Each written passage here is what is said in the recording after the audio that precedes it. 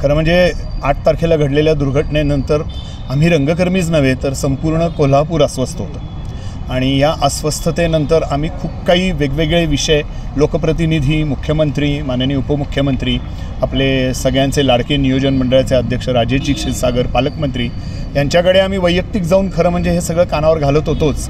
पण 9 तारखेला राजेशजी क्षीरसागर यांनी मुख्यमंत्र्यांची इथं भेट घडवून आणून दिली आणि त्या भेटीच्या दरम्यान त्यांनी आम्हाला आश्वासित केलं होतं की नाट्यगृहाची ही जी वास्तू आहे ही वास्तू जशी होती तशीच दैदिप्यमान परिस्थितीत आम्ही पुनर्बांधणी करून देऊ आणि त्यासाठी 25 कोटी रुपयाचं अनुदान आम्ही तुम्हाला देत आहोत।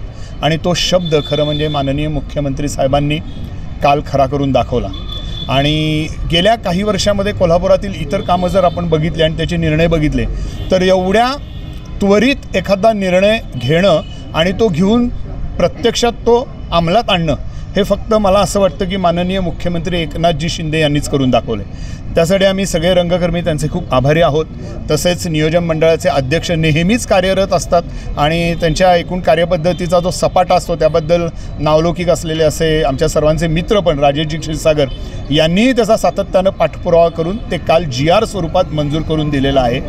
कोल्हापूरचं प्रशासन म्हणजे महानगरपालिका आणि जिल्हाधिकारी कार्यालय या सगळ्यांनी पण या महिन्यात सव्वा महिन्यात खूप धावपळ करून जी तांत्रिक प्रक्रिया असती, एखादं टेंडर निघायचं असेल, काम द्यायचं असेल तर तीही त्यांनी अहोरात्र दिवस रात्र काम करून पूर्ण केलेले आहे। रंगकर्मींच्या भावना अशा आहेत की पुढच्या 9 ऑगस्टला म्हणजे केशवराव भोसलेंच्या जयंती दिनानिमित्त हे नाट्यगृह पुन्हा चालू व्हावं आणि त्यासाठी सर्व यंत्रणा ही त्याच पद्धतीनं कामाला लागावे आणि आम्हाला आज दिसतं इथं की त्या पद्धतीनं काम चालू आहे। आम्ही सगळे रंगकर्मी या सगळ्यांचे खूप आभारी आहोत। अशाच पद्धतीचं सहकार्य भविष्यातही आम्हाला लागेल अशी आमची आशा आहे।